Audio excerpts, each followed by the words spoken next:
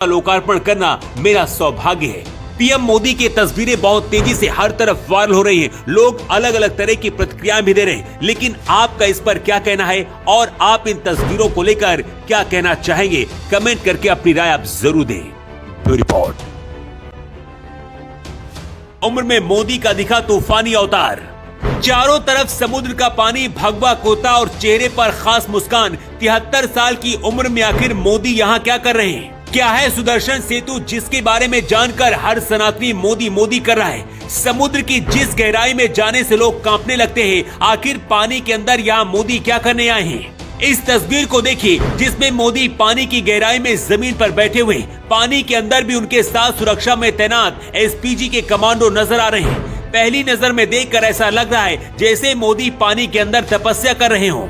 मोदी हाथ जोड़े हुए भी दिख रहे हैं, लेकिन सबसे खास बात इस मोर पंख में है, जिसे मोदी अपने हाथ में लेकर समुद्र के अंदर पहुंचे थे।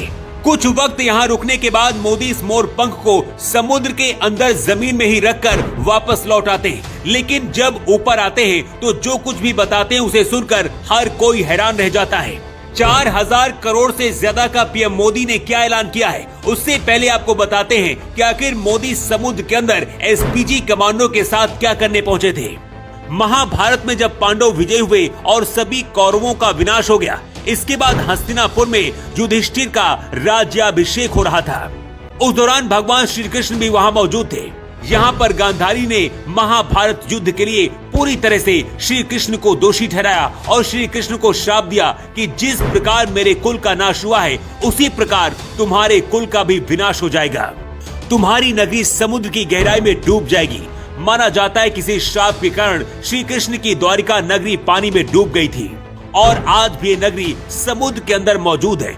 गुजरात में स्थित समुद्र के अंदर द्वारका नगरी में पानी के अंदर आज भी लोग दर्शन करने के लिए जाते हैं। प्रधानमंत्री नरेंद्र मोदी ने अरब सागर में बेट द्वारका द्वीप को मुख्य भूमि ओखा से जोड़ने वाले देश के सबसे लंबे केबल आधारित पुल सुदर्शन सेतु का गुजरात की देवभूमि द्वारका जिले में उद्घाटन किया। अद्भुत डिजाइन से बने सेतु के दोनों तरफ श्रीमद् भागवत गीता के श्लोक और भगवान श्री कृष्ण की छवियों से सुसज्जित एक पैदल पथ है। पीएम मोदी ने द्वारका में समुद्र में डुबकी लगाकर प्रार्थना की है। उन्होंने समुद्र में उस जगह डुबकी लगाई जहां जलमग्न द्वारका शहर है। पीएम मोदी ने अपने एक्स अकाउंट पर इस तस्वीर को शेयर करते हुए लिखा है, पानी में डूबी द्वारका नगरी में प्रार्थना करना बहुत ही दिव्य अनुभव था। मुझे आध्यात्मिक वैभव और शाश्वत भक्ति के एक प्राचीन युग से जुड़ाव महसूस हुआ। भगवान श्री कृष्ण हम सभी को आशीर्वाद दें। इस दौरान पीएम मोदी ने समुद्र में मोर के पंख को भी अर्पित किया।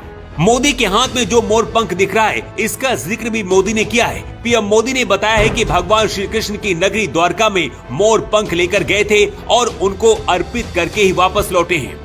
ये उसी दौरान की तस्वीर है जब मोदी समुद्र के अंदर द्वारिका के दर्शन कर रहे थे और पूजा कर रहे थे। इस दौरान उनके साथ एसपीजी के जवान भी नजर आ रहे हैं। मोदी पानी के अंदर जमीन पर आसन लगाए हुए बैठे हैं और हाथ जोड़े हुए हैं। जब पानी के बाहर मोदी लौटे तो उन्होंने बताया कि पानी के अंदर डूबी द्वारिका को देखकर उन्हें बहुत अलग दिव्य अनुभूति हुई।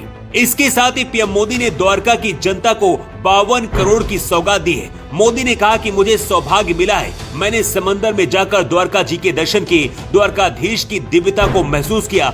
सुदर्शन सेतु का समुद्र में डूबी भगवान कृष्ण की नगरी में पहुंचे पीएम मोदी, फिर हुआ ऐसा चमत्कार आप भी रह जाएंगे हैरान। मोदी के साथ समुद्र में तैरने लगे जब एसपीजी के खतरनाक कमांडो समुद्र के अंदर क्या करने गए थे पीएम मोदी। भगवा कुर्ता, हाथ में मोर पंख और समुद्र के अंदर अखंड तपस्या। 73 साल की